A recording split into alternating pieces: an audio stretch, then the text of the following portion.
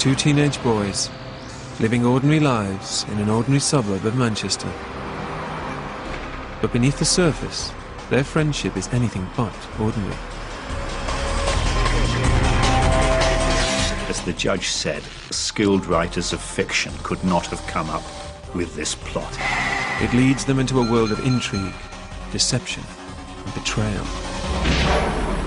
A world of glamorous secret agents and deadly forfeits. Could you stab someone? A world from which the only escape is for one of the boys to murder his best friend. This was simply a unique case. It was off the map, and I doubt we'll ever see such a case again. What you're about to hear is one of the most bewildering mysteries in British criminal history. But every word of it is true.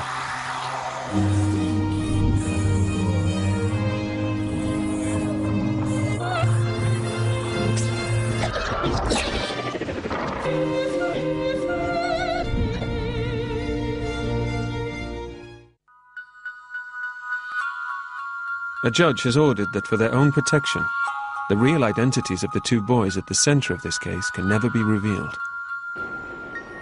They are now known simply as John and Mark. We've used actors to reconstruct their story and based this account on interviews with their defence lawyers and evidence presented in court.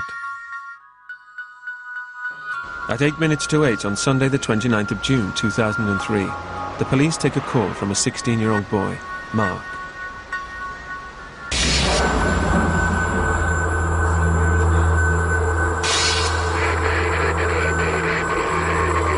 His best friend John has been stabbed in an alleyway behind a row of shops in Altrincham. The police arrived and they found an awful scene. They found a schoolboy lying stabbed on the ground within an inch of losing his life. And there he was, covered in blood, knife on the floor beside his body. The police began their investigation by questioning Mark, the only eyewitness.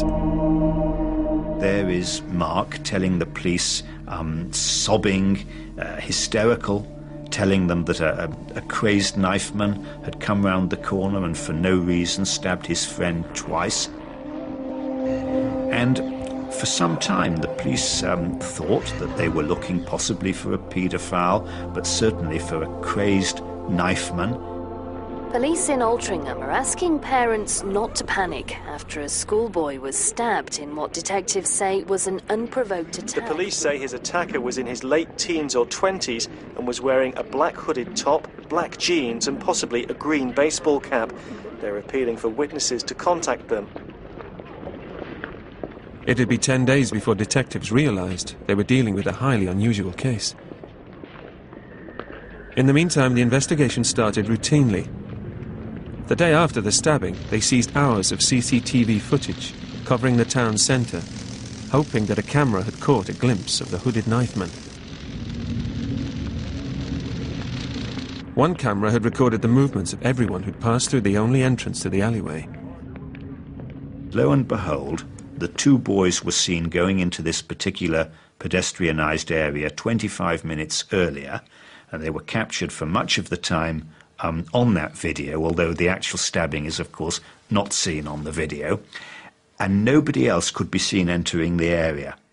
So the police became suspicious, and whereas previously they had interviewed Mark as a witness in a very caring and delicate way, as you would expect, they thought he was the witness of a most horrific experience, but now he really got a grilling. There was no hooded knifeman. Only John and Mark had been in the alleyway.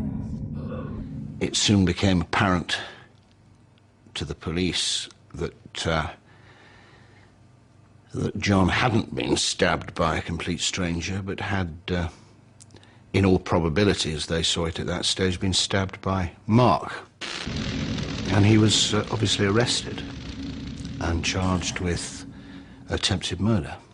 It was a difficult case to take on, of course, and an anxious case to take on because of the age of Mark and the gravity of the offence which he had undoubtedly committed. When Mark was confronted with the CCTV evidence, he changed his story. He admitted stabbing his friend John. But what police couldn't understand was why a 16-year-old boy had stabbed his best friend. Nobody could possibly have anticipated Mark's explanation. Could you stab someone? 10 days later, Mark revealed to police that he was an agent for the British Secret Service, codename 47695. He told them he'd been recruited by a spy mistress over the internet and instructed to kill his friend. His account was that he deliberately did so, and his account was that he did so for the reasons which had been set out in the emails to him and on the instructions of those who were sending the emails. The police were less than convinced about it, but once they had seized and examined Mark's computer, then it became perfectly clear that that was a truthful account. It would take 2 months to piece together Mark and John's story.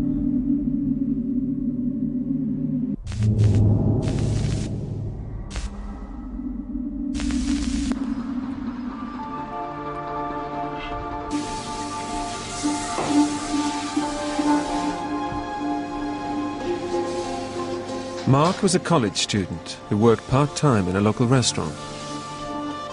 He had led a perfectly normal, respectable life. He had eminently respectable parents. They were a close family. He did reasonably well at school, although he would be the first to admit was not the most academic. He and his father would go and watch Manchester City each Saturday together. A perfectly unremarkable, ordinary existence. And school reports indicated that he'd never been in trouble with any of the school authorities. Just a normal lad. In his spare time, he logged onto internet chat rooms.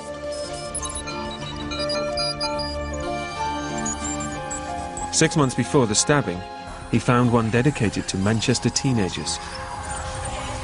Users could post pictures, make friends, trade gossip, and chat simultaneously. Even see each other with web cameras whenever they wanted to. Open to all on the internet. You would know you're in a chat room because if you typed something in, the screen would start to scroll as other people answered you because it would be in real time. So a chat room, being in a chat room is just having a live conversation. Mark was using the chat room to make new friends from the Manchester area. I think that teenagers obviously are using the chat room as one of the many modes of experimentation that teenagers do and should use in order to find out who they are, what their place is in the world, if you like. Soon his interest in the chat room spiraled. It appears to have become addictive, and he did spend, on any view, many hours in the chat room, such as to interfere significantly with his education, and it's perfectly clear that he became completely obsessed with the chat room communications that he'd become a part of. It was in this chat room that Mark would meet his victim, John. Hey!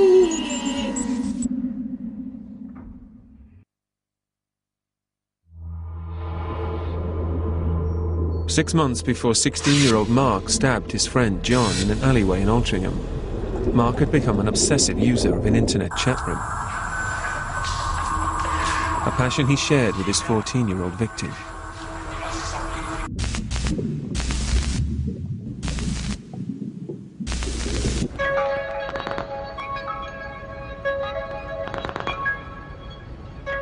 John was a polite, even charming, very intelligent, very well-behaved young boy.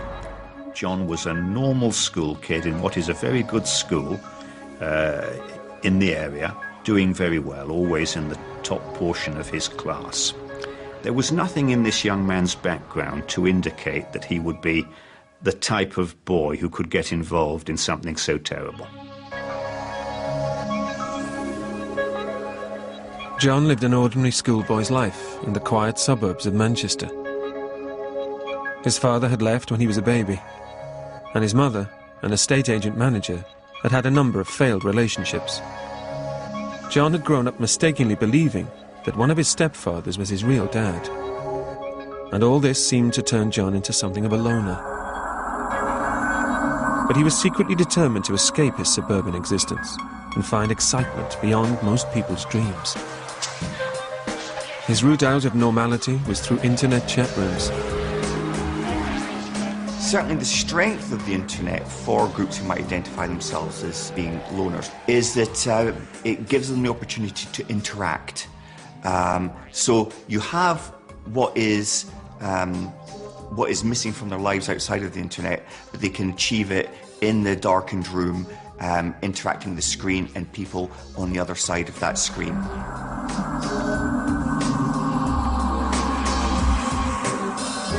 This got worse when his mother bought a broadband connection, so there were no specific charges. It was all taken care of however many hours he used.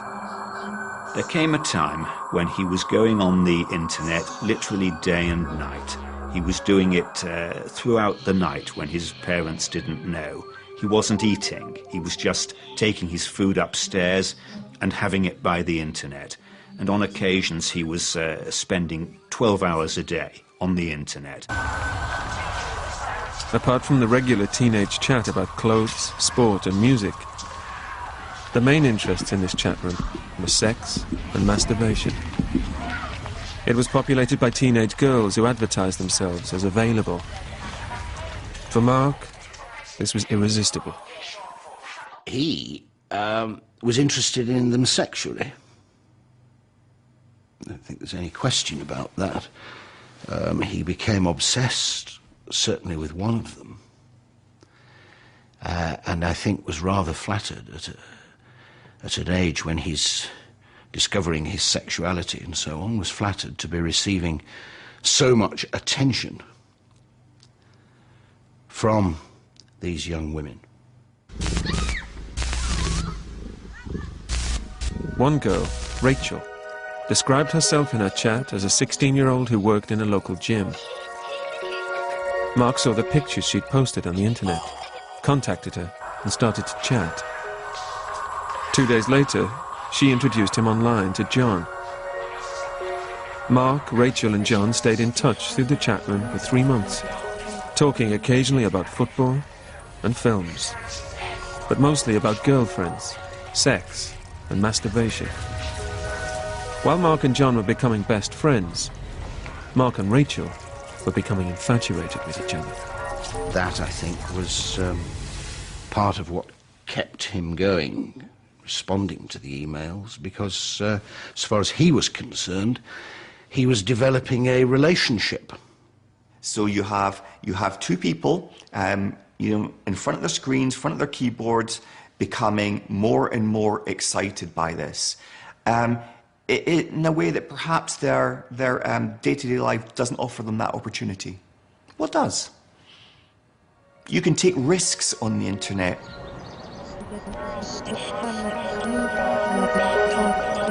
But Mark and his dream girlfriend Rachel apparently never turned their computers off.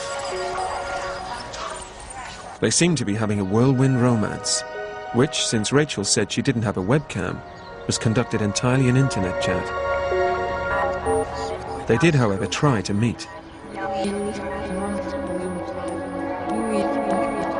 But they never laid eyes on one another, because every time one of them found an excuse not to turn up. Nevertheless, over the next few months, their relationship seemed to grow stronger. Even though Mark only had Rachel's words to go on, he declared his love for her across the chat room.